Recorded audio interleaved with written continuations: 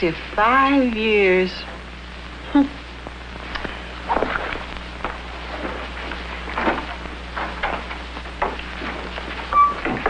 George, do you know what next Tuesday is? Next Tuesday, yeah. Oh, yeah. Do you know what it is? Yes, but do you? Oh, sure. What is it? Well, honey, you tell me. I want to just make sure that you haven't forgotten. It's our 25th wedding anniversary. Yeah, the 25th wedding anniversary. Just waiting to see, honey, if you remembered. Well, imagine. You and I have been married 25 years. Yep. You're a pretty lucky girl, all right. I found our old photograph album. What is this here? Oh, that's a rose from the wedding bouquet you gave me. Yeah, them artificial flowers sure do hold up, don't they? Look, our wedding picture.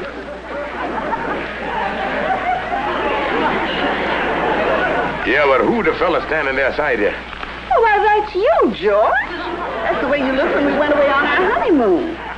Where'd we go? Indian country? Oh, now, you know we went to Niagara Falls. Look, there's a hotel where we stayed. Yeah. Old Matrimony Manor.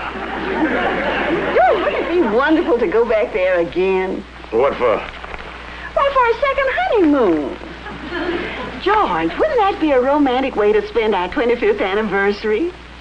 The same hotel, the same room, everything just like it was 25 years ago. Hey, honey, that's a great idea.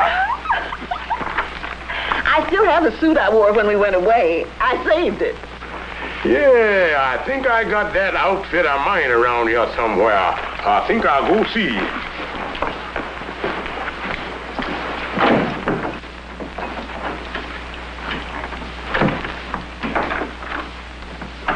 Yeah, where's that thing? Seemed like I seen it here a couple of weeks ago. There it is. Hey. Hey, let me try that thing on. All right, I'll help you.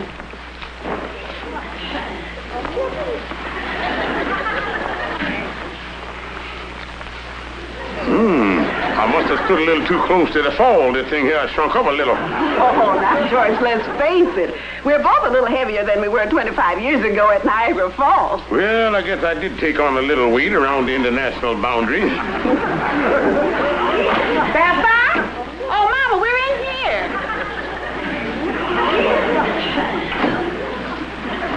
Hello, Sapphire. Hello, Mama. Now, look, Mama, don't start nothing. Me and Sapphire are just hauling Cupid out of the mothball, Mama. Do you know I've decided to celebrate this year 25th anniversary? You're gonna get a job. Oh, no, it's gonna be a happy... what I mean, me and Sapphire decided we're gonna have a second honeymoon, and we're going to Niagara Falls. The same hotel, the same room, everything just like it was 25 years ago. Yeah, I better be getting down to the station to get the railroad tickets. Uh-oh. Something wrong, George? Look, Mama, I a little short. Would you advance me the money to get them tickets? Yeah, just like it was 25 years ago.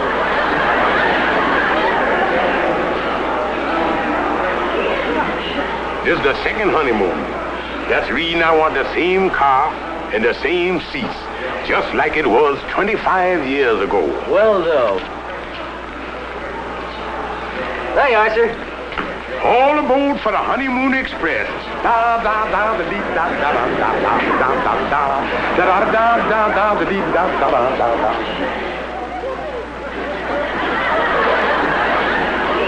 Well, Andy, if I do say so myself, I look better than I did 25 years ago. Oh, be careful, Mr. Stevens. That jacket's just basted. Yeah, I bet you had to do a major construction job to get that thing to fit. Oh, I had to add a little material, and I moved the buttons over a little. If you move them buttons over any further, you're going to have to sew them to his stomach. Oh, that's all right, boys. Go ahead and laugh it up. A fella expects a little joshing on his honeymoon, but you make sure and have these clothes altered up by Tuesday. Oh, don't worry. They'll be ready. Yeah, I got the clothes, I got the ticket, and I got the bride. And Tuesday, me and Sapphire take off on a second honeymoon. Yeah, but Kingfish, you ain't really gonna wear that outfit, is you? And why not? Are you too old for that cakewalking outfit? Look, Andy, I wore this 25 years ago, and I can wear it again today. A man is just as young as he feels. See,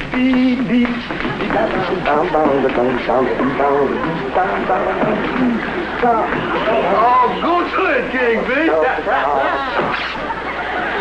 Oh, Andy, what was that let go? Was that my jacket or my sacro cracker jacket?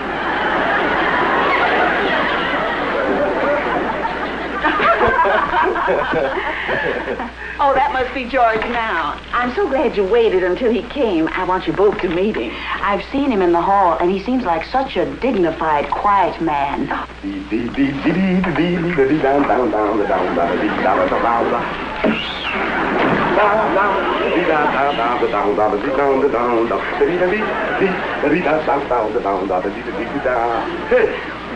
Ooh, excuse me, I didn't know we had company. George. Just getting into the honeymoon spirit, honey. Well, I know what you mean, Mr. Stevens. Florence and I were just married. Yes, George, this is Florence and Ed Miller, the young couple that just moved in upstairs. Oh, just married, huh? Yes, 3 weeks. Just starting the race. Well, me and the little woman here is just finishing up 25 laps. Yes, we know. And congratulations. Florence and Ed are going to feed our goldfish for us while we're away on our honeymoon. Oh, that's quite neighborly. Oh, we're glad to do it. Well, we've got to be running along. Yeah, thank you. Thank you very much. So nice of you to stop in. Thank you. Yeah, we'll be seeing you. Bye. Goodbye. I say the cutest couple, George. Yeah, honey. They remind me a little bit of me and you 25 years ago. Well, I only hope they'll be as happy as we've been. Well, they will if the boy had as much patience as I've had. What do you mean?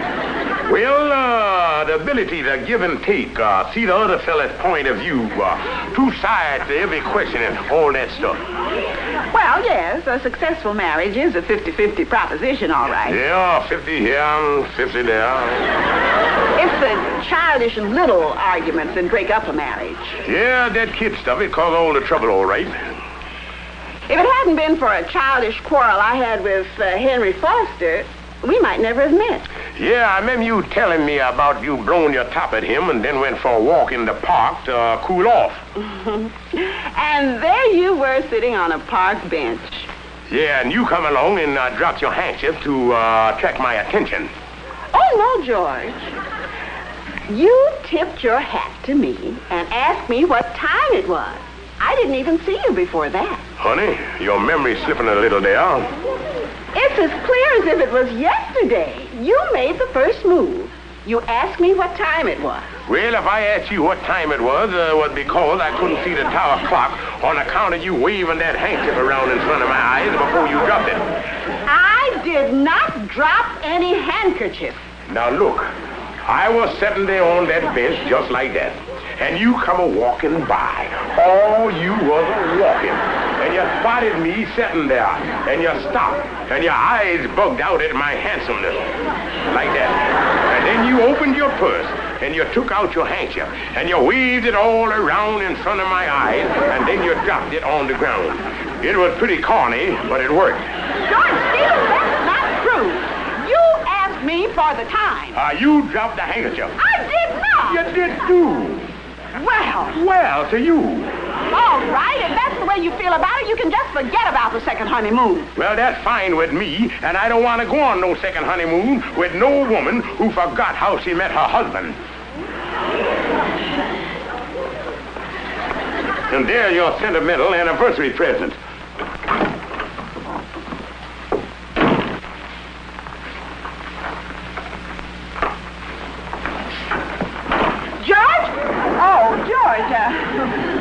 Aren't we silly arguing like this? Thanks so much for the anniversary present. A handkerchief. Yeah, symbol of our first meeting. You get out of here and don't ever come back.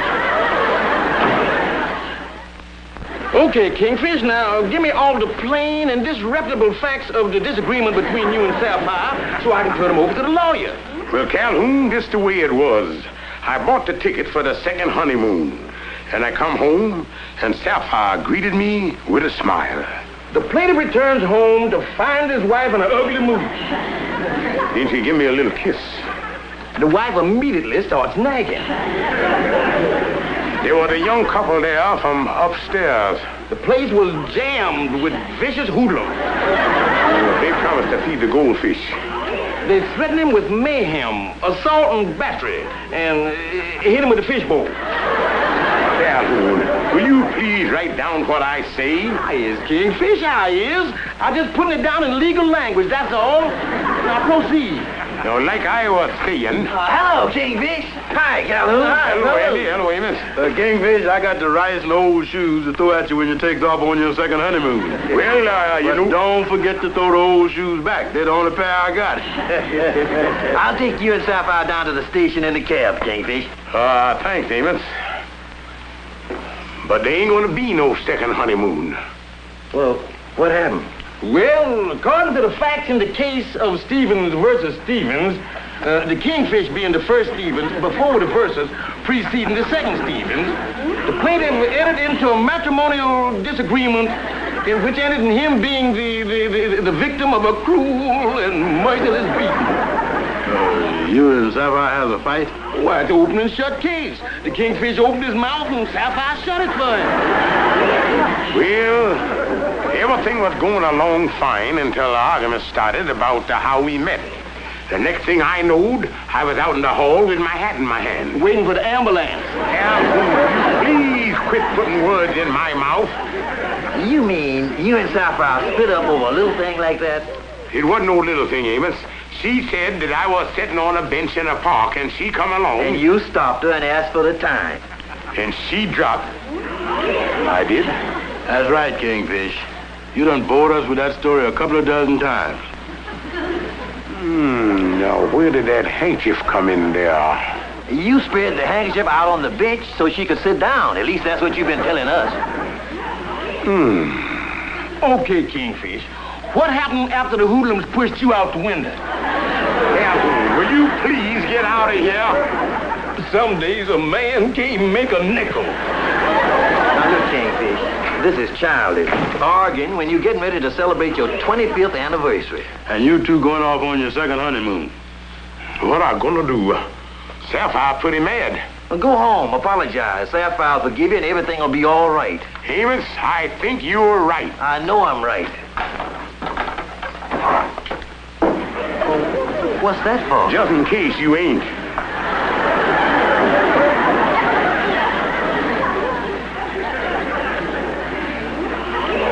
Well, honey, if you say I asked you what time it was, well, that's the way it was.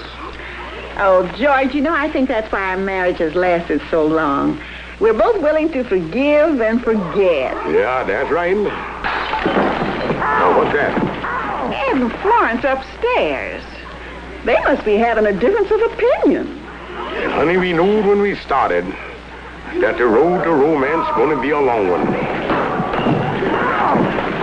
And sometimes it seems pretty dark before the clouds break through the silver lining.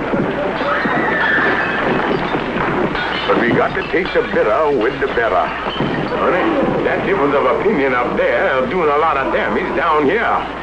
Yes, maybe you better go up and see what you can do about it. Yeah.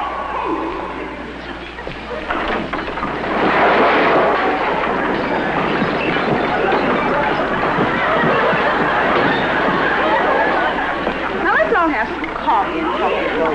Yeah, tell us what set off this spontaneous contusion. Well, he said that I was... Oh, back, single file, one at a time. Well, I guess we've been getting on each other's nerves. How? Oh, little things. It started this morning at breakfast. Yes, every time he sits down at the table, he picks up his napkin, flaps it around, and then he sticks it under his chin, and it drives me insane. How about you? The minute you pick up a piece of toast, you start scraping it. Scrape, scrape, scrape. And what about you? Now, wait. With the scraping and the banging and the clattering, breakfast at your house must sound like a Spike Jones record. You're both being silly. Those are the childish little things you've got to overlook in a marriage. Well, I guess so. Well, they don't sound very important. Yeah, now, boy, go on, give her a little kiss there and make up and live happy ever after.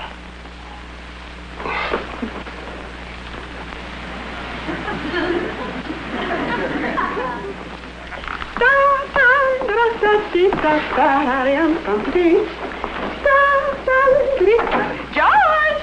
Breakfast! Come in, honey.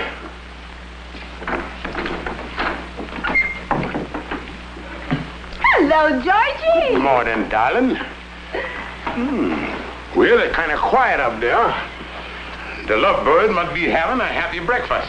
Yes. I guess we show them how silly it is to let little things interfere with their happiness. Yeah, you got to overlook the little things. George, do you always have to flap that napkin around and tuck it under your chin? Well, I never noticed that I did.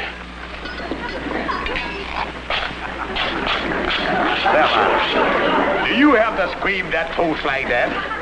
Well, I've done it every morning ever since we've been married. Yeah, get on a man's nerve with that scrape, scrape, scrape.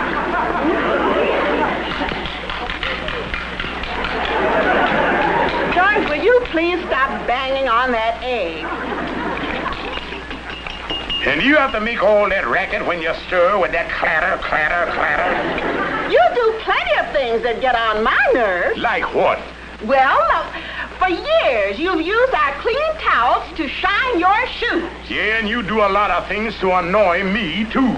Like what? Well, I hang your stockings all over the bathroom. Sometimes there's so many of them I can't get to the tub. Well, what about the way you squeeze the toothpaste tube? Yeah, and what about the way you leave your hairpins scattered all over the house? Who snores all night? Well, you don't bother me with that no more. Well, if I'm so unbearable, you don't have to put up with it. Yeah, and if I'm so unbearable, you don't have to put up with me neither. And that's the end of the second honeymoon and the first marriage.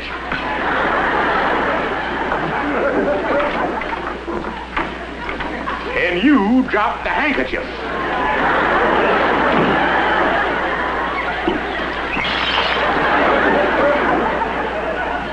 Yeah, that's what happened. And the Kingfish and Sapphires really busted up this time. That's terrible. Yeah, Ruby, and after 25 years, it just don't seem possible. The whole thing started when the Kingfish stuck his napkin under his chin and Sapphire scraped the toast.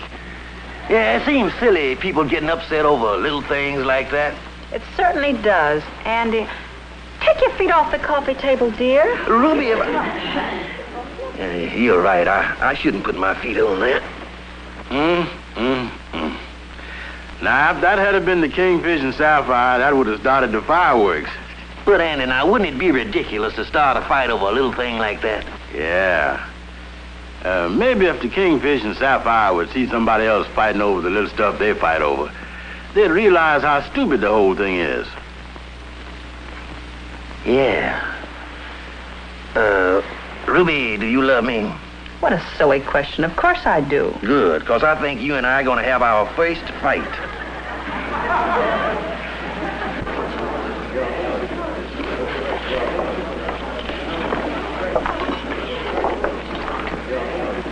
Are you sure Sapphire's coming?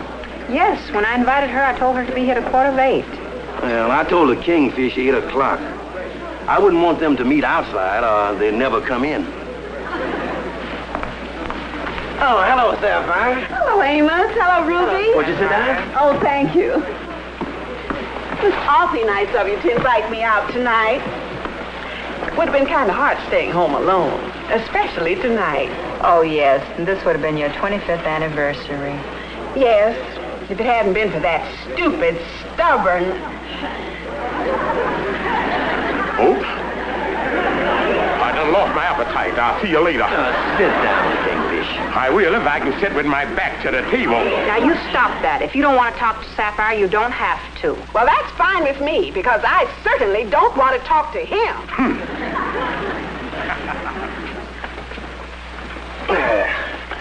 Well, come on, folks, and let's order dinner. Amos, do you have to do that? Well, now let's see. We'll have a fruit cup, chicken soup, a green salad. Wait a minute. I'm the host. I'll order the dinner. You always order the dinner, and you never get anything anyone likes. I never had any complaints. Well, I'm complaining. Well, if you don't like what I order, you don't have to eat. Are you asking me to leave the table? Suit yourself. Very well. I'll be happy to, and if I never... Hold on, ya. What's going on? I've had just about all I can stand of these pesky little things. Amos, Ruby, I'm surprised. You two of all people fighting. What's so surprising about it? You and George fight, don't you? Well, that's something different. Well, what's so different about it? You fight over little things, we fight over little things. And personally, I'm fed up with you noticing every little tiny thing I do. Amos, cut that out. You and Ruby acting like a couple of kids. Haven't you and Sapphire been acting like a couple of kids? Well, perhaps so, but that's different with you and Amos. You love each other. Well, you and Sapphire love each other, don't you? Do we, honey?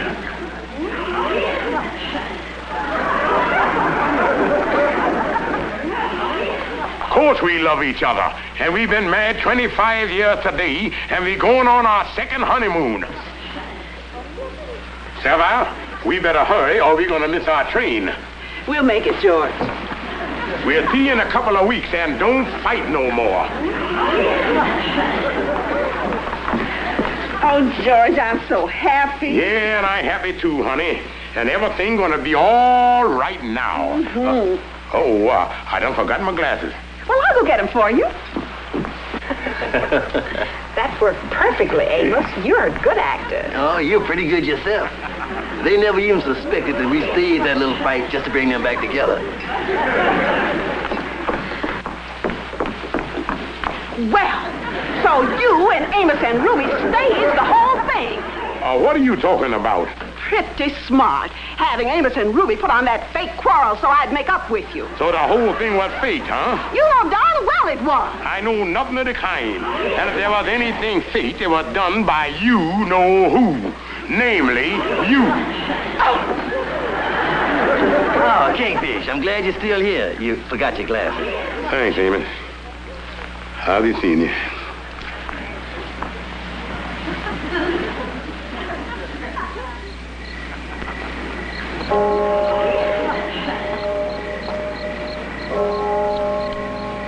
Pretty late to be out, Dad. You better be getting home. I can't go home. Oh, the spat with a little woman, huh? Yeah, that wife of mine is the stubbornest woman in the whole world. Know what you mean. Yeah, she's the stubbornest woman in the world.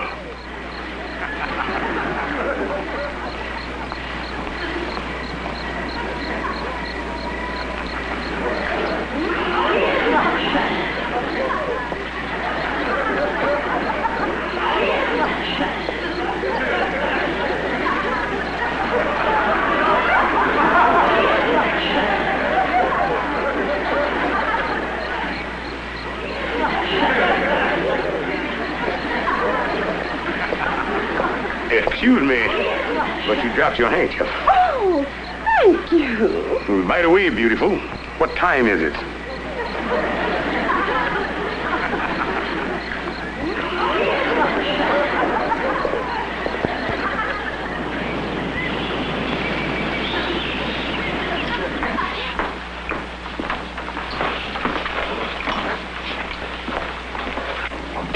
Welcome to Niagara Falls. That's the same thing he said to us 25 years ago. That's right, George. Sign right here, please. Yeah, and I'd like to have room 508. That's the one we had when we were here on our first honeymoon. George, the hotel hasn't changed a bit. Everything's just like it was 25 years ago. George! George! Get me a room, too. Yeah, everything just like it was 25 years ago.